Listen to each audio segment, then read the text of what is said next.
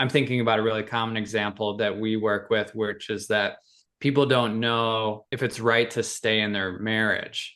Welcome to Relationship Philosophy. My name is Jenny Morrow. I'm a 20-year marriage therapist and relationship coach. Let's dive in. Today I have an amazing guest. Today I've got my husband, Bryce Bauer, on. Welcome, Bryce. Good to be here, Jen. So Bryce and I do all of our couples work together. When we're doing couples coaching, it's the two of us with couples together. And so it's really fun to have him on. Bryce and I spend a lot of time talking about the philosophy of life and relationships. And so I'm really excited to have his thoughts. You'll get two different perspectives here. There might be things that we see the same. There might be things that we see differently. Bryce also has his own podcast called Relationships Made Simple for Men. Go check it out because he has some amazing episodes there. All right. Anything else you want to say, Bryce, before we dive in? No, let's do it. So one of the biggest fears that can keep us from moving ahead with our lives is our fear of making the wrong decision. And so today I wanted to talk about how we relate to the fear of making decisions. And I'm going to use a philosophy that comes from Susan Jeffers. This is a perspective around how we can look at making decisions and how we can navigate our fear of making the wrong decision.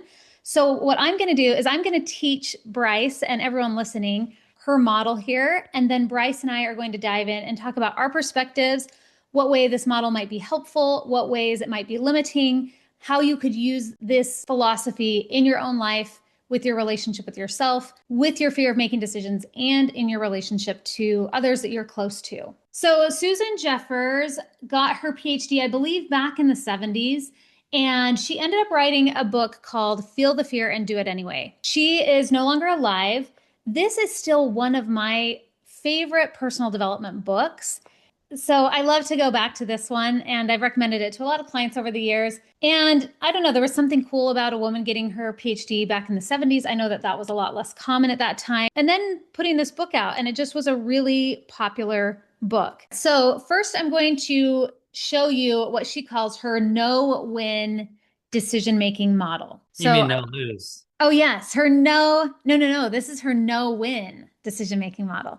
Okay. So she says this is what most of us do, is we kind of default to this no-win model. So I'm glad you caught that. And I'm going to set my mic down. So it might be a little bit more quiet here for just a moment. Okay. Can you still hear me all right? Yep.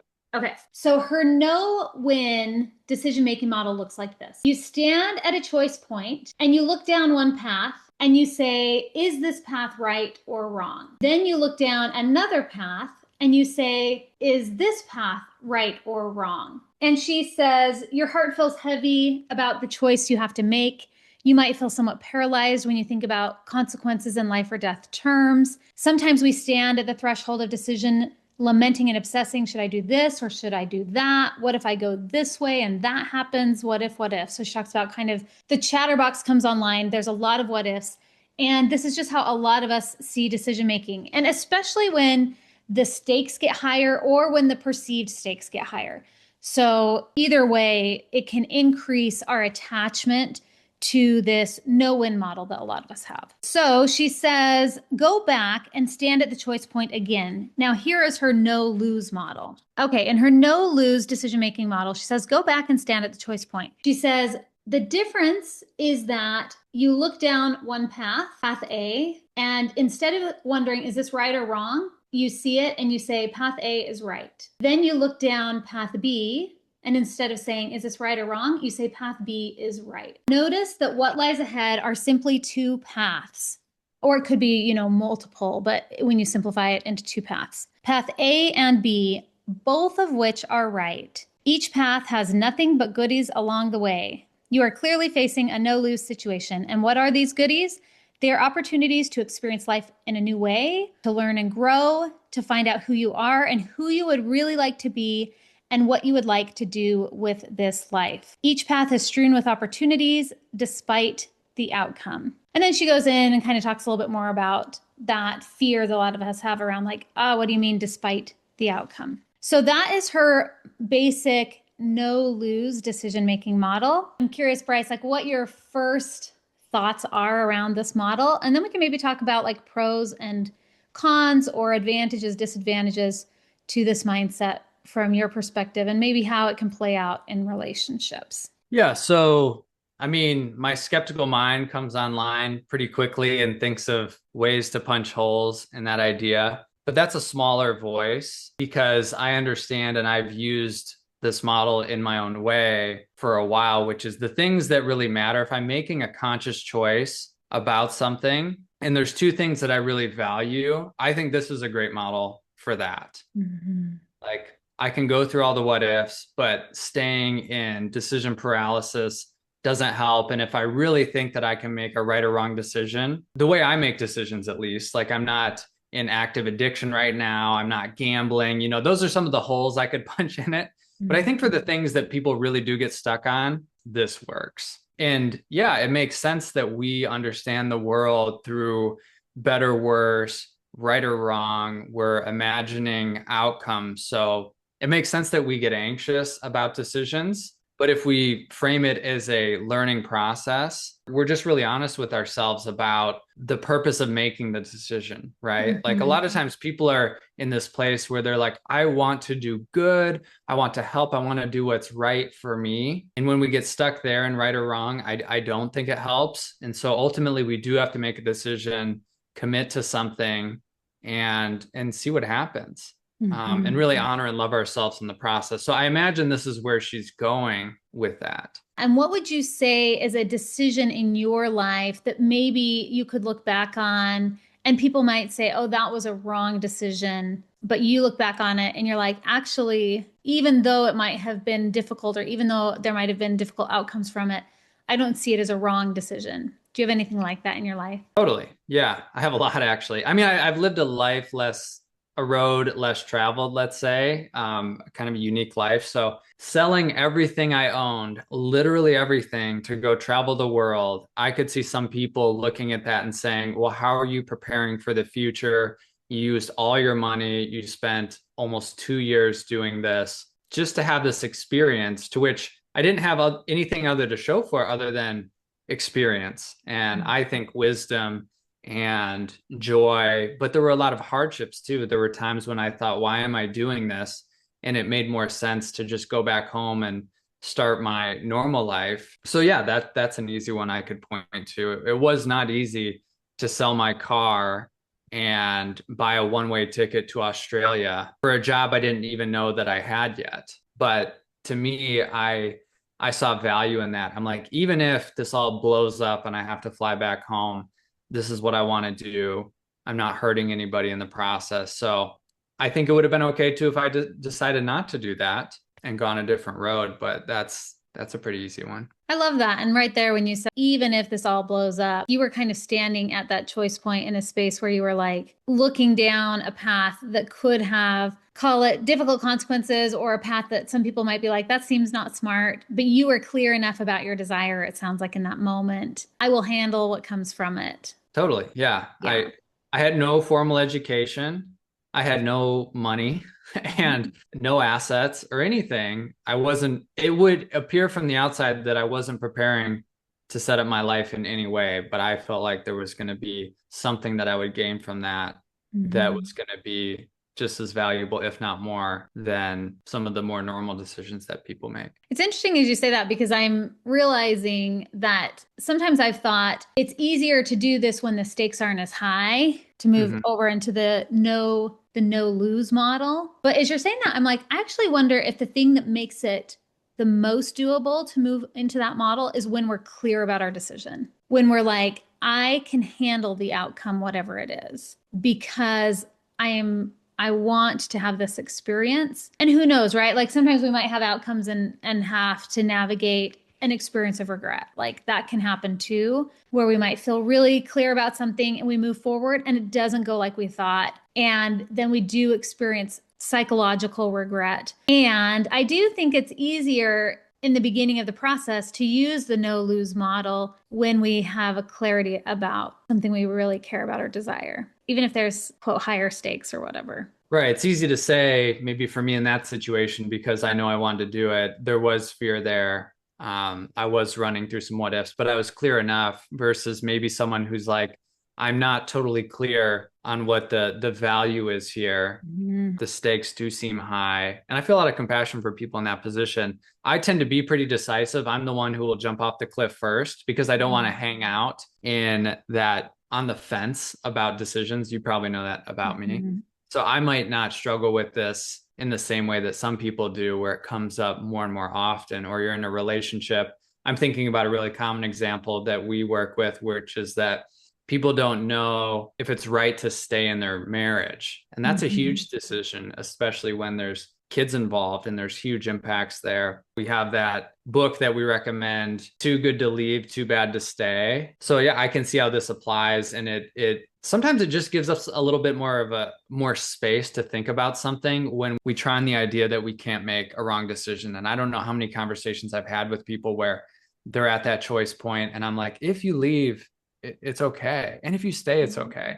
And people tend to relax when that happens. And not that I'm not telling people what to do or what not to do, but I'm trying to help their nervous system relax so that they can think about it more objectively and get clear on what they really want. Because sometimes the anxiety is so big that we can't even get a sense of what our desire is because there's just too much fear there. At least that's how I look at it. Yeah, and that seems extremely helpful. I like how you're talking about it. This model and this philosophy of thinking about decisions and right and wrong, it can just help to ease our nervous system and create space to slow down and even get more clear about what we value or what we want. And yeah, it reminds me of one of the decisions I made. It was prior to leaving religion, so it was right at the precipice between choosing to being an active religious person to saying I actually want to leave this organization, this group. And so I was right kind of on that line. And I was very much in the no-win model initially, like what's right, what's wrong, what's right, what's wrong. And I thought about that even for a couple years, like,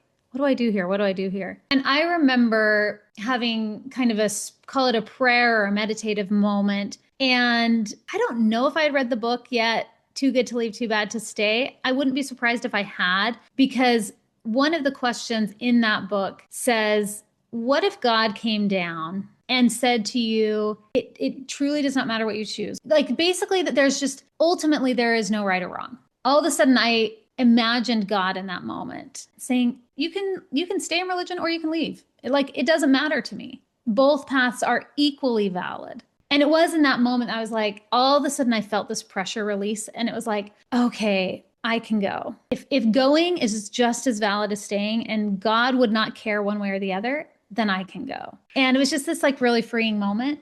So it is interesting to think back to that, seeing as both paths are valid, both paths are right. And it's really kind of like, Yeah.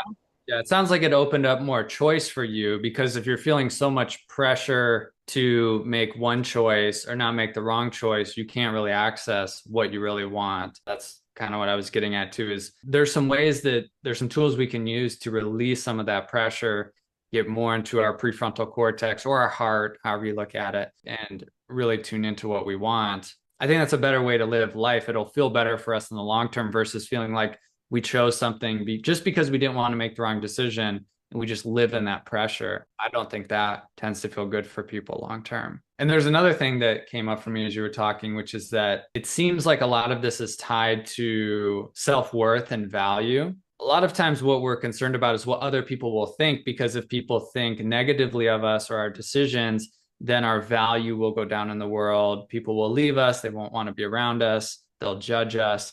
And so again, this is getting into deeper waters where like, if we believe that everyone has the same amount of value and that cannot change, then this model works perfectly. But if you're in a model like your religious model, where like your value can go up and down depending on what decisions you make, whether or not you drink coffee, even like that can create some paranoia in us because our value is our most important thing to us. And if we think that's dictated by certain rules, then can create a lot of stress. And I think when people are living within the bounds of the rules that have been created for them or they created for themselves, maybe they won't feel that stress. But when you start to push against that a little bit, that's when all the stress comes in. And then people want to go back into the box and be like, I'm going to go back to doing things the way I think I should be doing them. Yeah, it can feel safer, but over time, I think that pressure grows. So this is really a way, I think, to live more freely and openly and honestly with ourselves, yeah, I do believe that all humans have the same amount of value, and that does not go up and down based on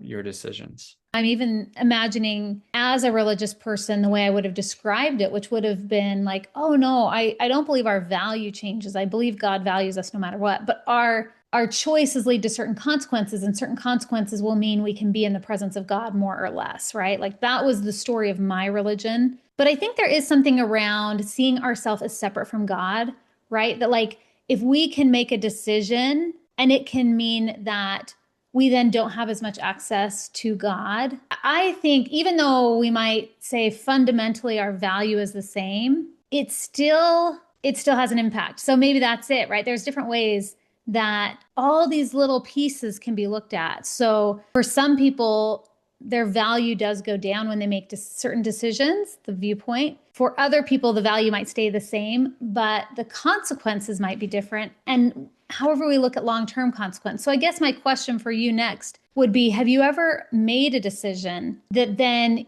you do regret? You look back and you're like, I wish I hadn't done that. And either that regret has stayed with you over the years, or you've navigated some process to reduce that regret or deal with it or something like that. Does that make sense? Yeah, totally. And I've done a lot of things that I regret in my life, specifically when I was younger, prior to going into drug and alcohol treatment. And, one of the terms that I was thinking of is big V value versus little v value when we talk about our value as people. So I don't think the big V ever changes, but yes, I think there are consequences to our behaviors, obviously, that will have an impact on that. So examples from my life. Yeah, I mean, I think that I treated partners really poorly when I was younger. And if I could go back, I'd want to give them a talking to and be like, hey, wake up. You're not treating this person very well. And that's due to your own struggles. So I think about that sometimes. I have a lot of compassion, because I've gone through this process of realizing what was wrong with what was happening. And I can see that younger self and what he was doing and, just how unconscious he was, really. So I don't feel a lot of shame about that anymore. I know that there's things that could happen that would trigger that up, but yeah, I mean, lots of examples of how I was just treating people, disrespecting my parents, not appreciating them. Same with partners. Yeah, thinking back to the struggles when I had a girlfriend in high school, we were both really struggling with our mental health, and it was a toxic relationship. So I can look back on that more objectively and see that the way that we were treating each other was coming from our wounds and our strategies. And so, yeah, I can feel a lot of compassion for her and what she went through, and also for me. Yeah. And right there, I was curious, what goodies did you get from the path that now you look back on and you're like, oh, I regret that I did that? What were the goodies, if any? Well, I think like a lot of people, we find some of our greatest strengths and through our own struggles. People tend to want to help people with things that they've struggled with themselves. So me going through addiction, me really struggling in relationships. Now I'm someone who can help people with their sobriety and emotional sobriety. I can help people with their relationships. I really know what it's like to get that wrong. So I think that's a big part of the goodies. Would I have grown as much as I did had I not crashed out as early as I did and gone through what I did? I really don't know, but that's just my path. So the goodies that came from that is that I had to wake up, grow up at a pretty early age because of what I went through and my decisions. So I don't regret that at all. It makes a lot of sense that, yeah, there's no way to go back in time and know whether it even was an option to do it different, right? Like we sometimes think we have free will, and Bryce and I talk a lot about this. We don't know whether or not we actually have free will and how much we actually have, whether or not we do. And so I like that you can look back and you've done so much growth and so much learning since then, that even though you look back and you're like, oh, I would go back and wake that kid up, knowing what I know now, it sounds like it was your path that got you to where you are now. Yeah. And I think that we can think about time as we understand it. And, that's the past. There's nothing I can do about it. But I think that boy, that teenager still lives within me. I'm familiar somewhat with parts work. So I think I have to reparent that child still. Mm-hmm. And I'm a I'm the a conglomeration of all these points in my life. So even though I can't literally get in a time machine and go back, I think that I've done that in little ways throughout my adulthood, is going back and tending to that kid or those parts that come up, and yeah, want to be rebellious and want to fight and want to self-destruct in some ways. Like I still have to work with those parts. So I think I'm talking to him in different ways all the time. And I've even done exercises where I've gone back in time in my mind and thought about how I would deal with a situation being me now. And that's a helpful exercise. I do that with clients sometimes. I don't see time as really a barrier to going back and healing that and dealing with that, even though I can't literally change the past. There's one other thought popping up for me as we're talking about the fear of making decisions and how we relate to it. And one of the things that I have found interesting is just how we relate to fear in general. And so sometimes I hear this idea that we should always be facing our fears, and facing it meaning like doing the things we're scared of. I don't have that same perspective myself. I find it more interesting to think about the idea that there are some things that I really value, that I really care about, that I want to do, that I will be afraid of. And that in those situations, it's really helpful for me to do what she says here on the title of this book, feel the fear and do it anyway. Like there are times in my life where it's really helpful to feel the fear and do it anyway. And then there are times where I have felt the fear and done it anyway, and realized that what I was doing wasn't really something I valued or cared about. And so I think that's one thing that I have learned myself from kind of this idea of standing at a choice point and making a decision, because sometimes fear can be confusing for me. I'm like, does fear mean that I don't want to do something? Or does fear mean I do want to do it and I'm just scared?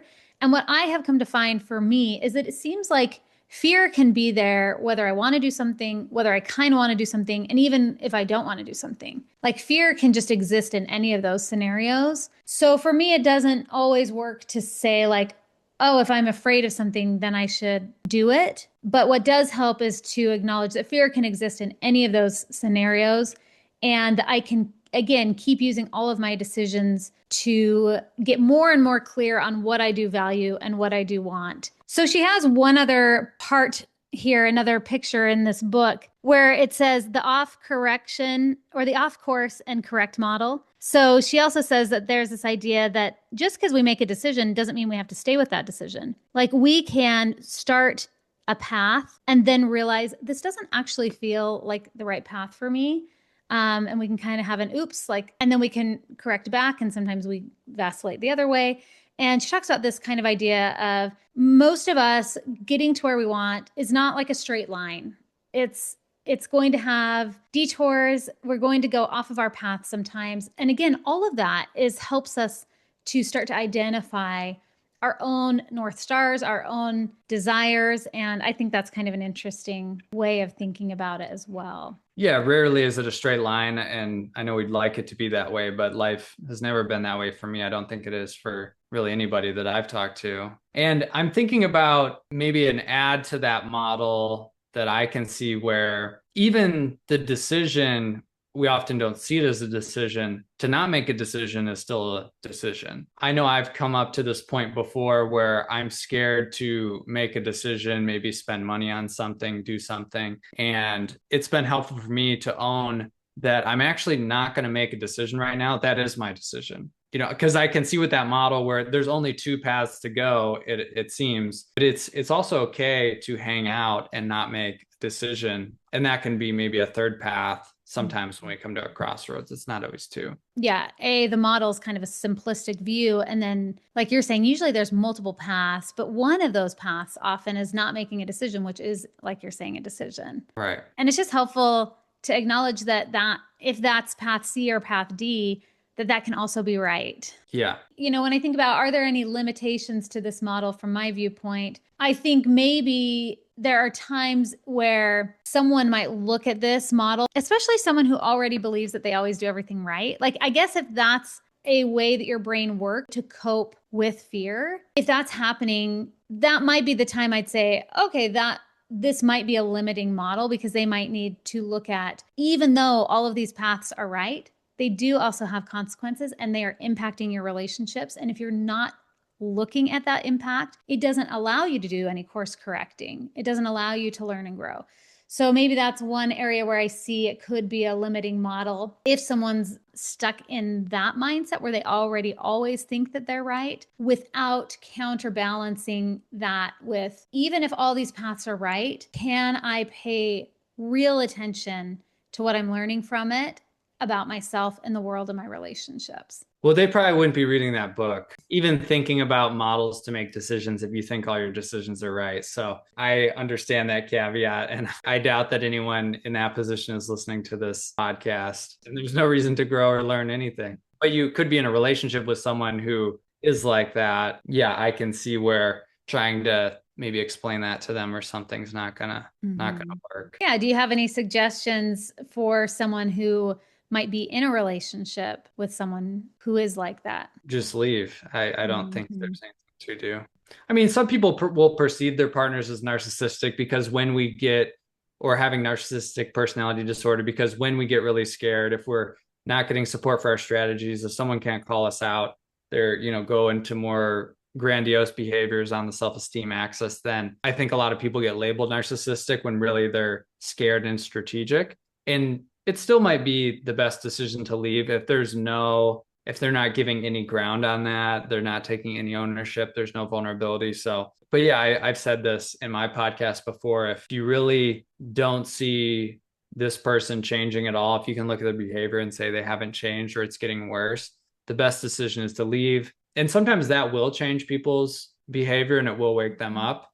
But I don't see what you do other than that, because you're not going to explain anything to them if they think they're right about everything. Well, thank you, Bryce. That feels pretty complete to me. Anything else that you want to add? No, that's it. Good episode, Jen. Thanks for having me on. Yeah, you're welcome. I love talking about this. All right. Thanks, everyone. And we'll talk to you later. Okay, bye. Bye-bye.